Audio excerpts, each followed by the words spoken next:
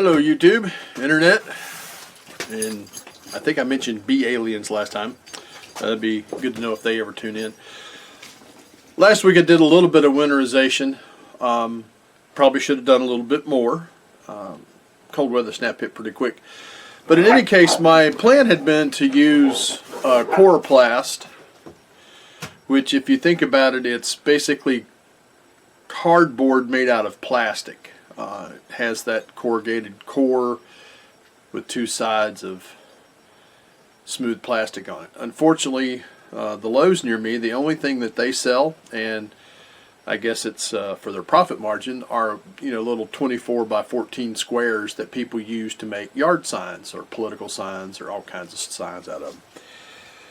But they didn't have any large 4x8 sheets or even 4x4 sheets. So that nipped my plan to use coroplast to cover my hive. But I happened to be wandering around the store looking for some other items on my to-do list, and I ran across this. It's called Reflectix, and basically it's reflective bubble wrap. The minimum it provides is R6. If you use it in conjunction with other insulations, you can get as much as R21 out of it. But it's just going to be used around the outside of my deep box, so I get an R6 out of it, which should give quite a bit of help for my girls going through the winter.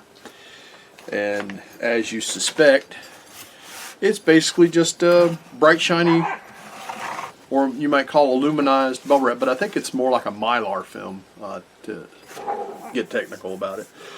But I'm going to wrap that up with it today. First thing I got to do is cut out the size I need, and we'll get right on it.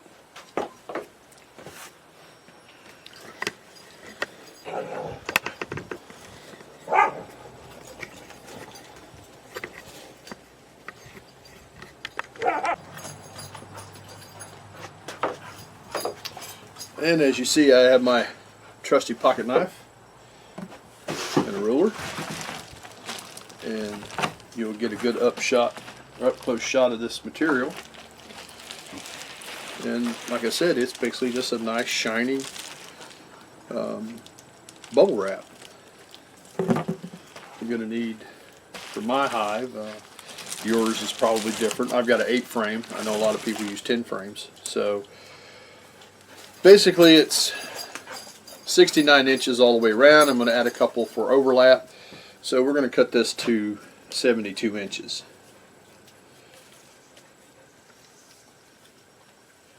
And as usual with most of my projects, I use whatever I've got handy. And today I have an old fold-up ruler handy.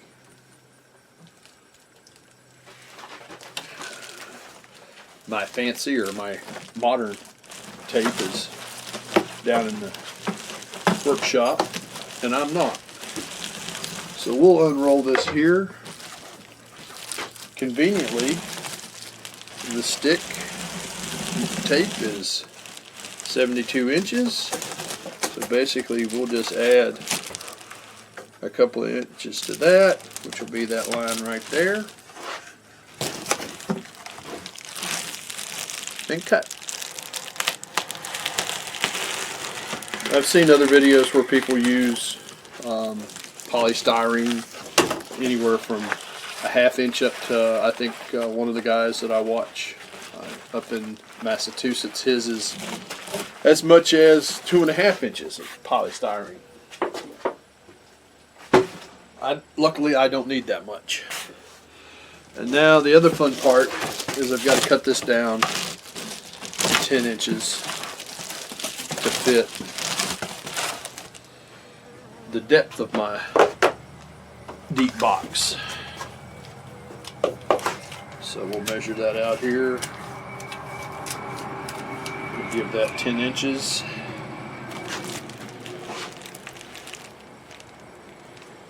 Which is here.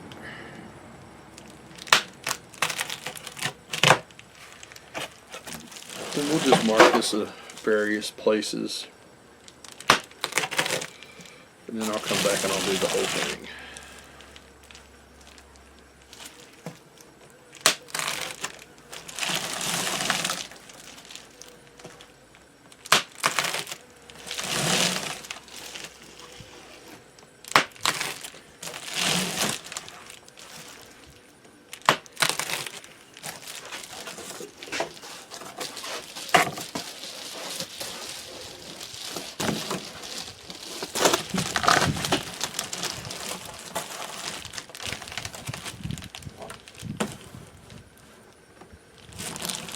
Double check my measurements here a little bit.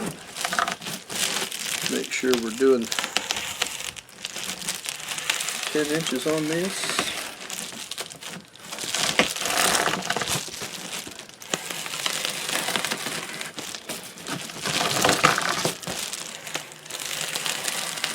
Now I will of course have to make a small cutout for the hive entrance. And I'll do that here in just a minute. That didn't seem to go all the way through.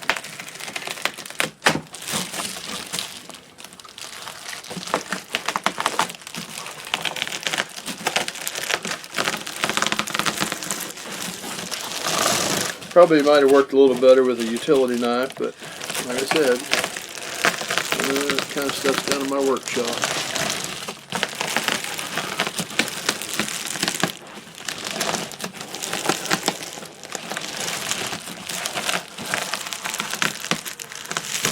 Alright.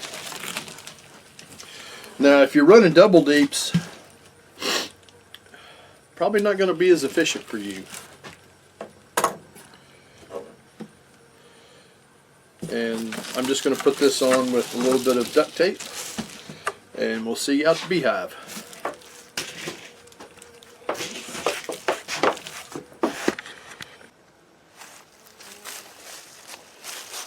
Alright, here we are at the hive, and as you can plainly see, our entrance reducer's doing its job. Installed that last week. Now, I don't know if you folks have ever used with duct tape. If you're from the south, I know you have.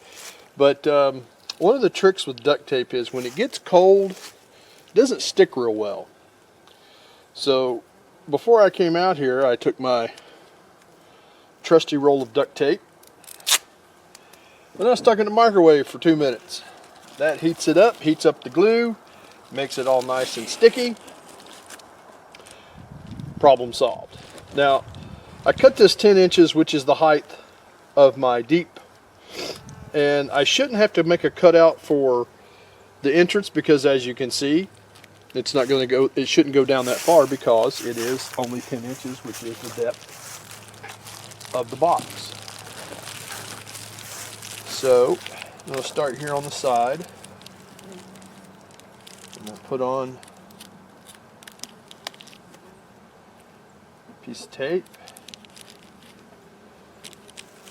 We'll get a couple more on there.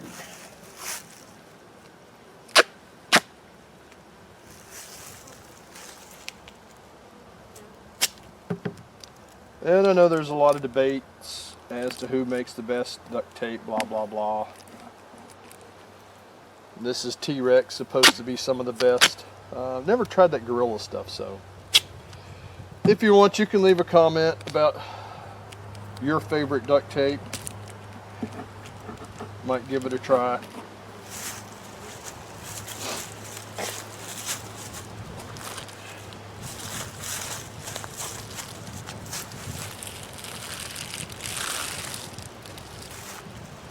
We've got about 4 inches of overlap here, which I kind of expected. I wanted to make sure if I needed to, I could cut it off a little because you damn sure can't grow this stuff.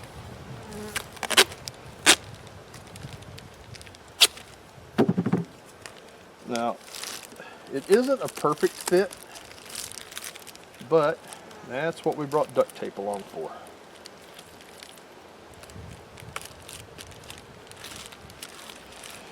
You probably can't see it on the camera, but there's about a finger gap here between the insulation and the hive. I'm going to put a little duct tape on that. Well, maybe a lot of duct tape. Get my sides finished up here. Now, one way that I could remedy that is if I were to make some rigid sides, like, you know, maybe out of 1/2 by 1/2 or something of that nature, or 1/4 by, maybe use some 1/4 round or something. But I'm just going to use a length of duct tape to go around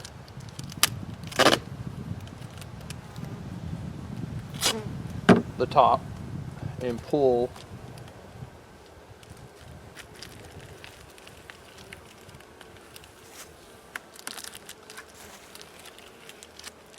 the bubble wrap against the hive.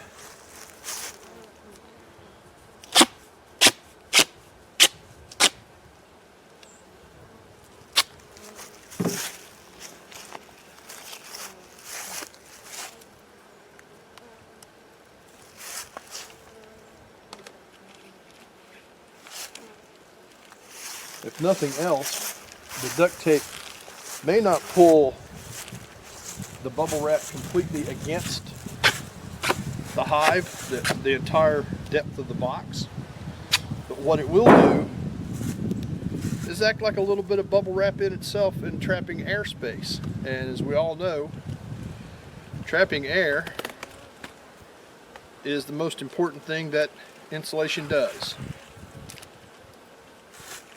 So we will get some air trapped without it going very far.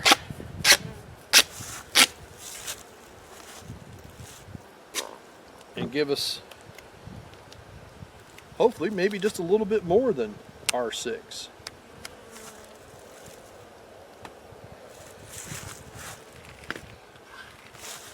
Now, I can say for a fact that the reflective bubble wrap is considerably cheaper than the coroplast. That 10-foot roll that I bought cost about $2.75. If I had bought that 4x8 sheet of coroplast, which probably would have done 2 hives, and this bubble wrap will definitely do 2 hives, it possibly do 3, that coroplast sheet would have been close to $20, somewhere between $15 and $20. They seem to vary quite a bit for some reason. So I've got a cheaper product. Duct tape is cheap.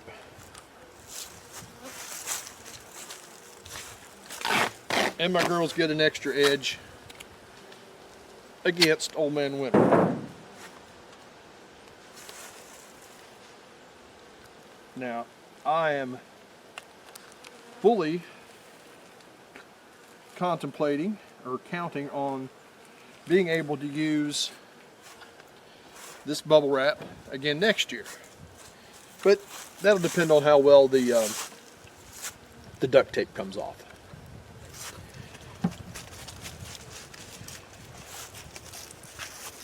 Now, I have also seen that plastic will degrade over time, especially exposed to UV rays, but it's winter time, not going to be a lot of sunlight. And someone else asked me about this, although not in the comments, had asked me why I put my beehives in the shade, or beehive. I don't have multiples yet. And the answer was actually pretty simple. Bees live in the woods. Woods are shaded. Bees are used to that. It's also going to help keep it cool in the summertime around here when it gets, you know, this past summer it spent several days over 100 degrees. The advantage I feel is I only have a couple of evergreens here, so by the time the real cold hits, there will be no leaves. So I'm going to get all the benefits of sunshine trees or no trees. But in the summertime, it's going to shade them and give them a little bit of a break from the ungodly summertime temperatures. So once all the leaves are gone, we'll get some sunshine in here for, maybe 7-8 hours, 6 hours a day, hopefully.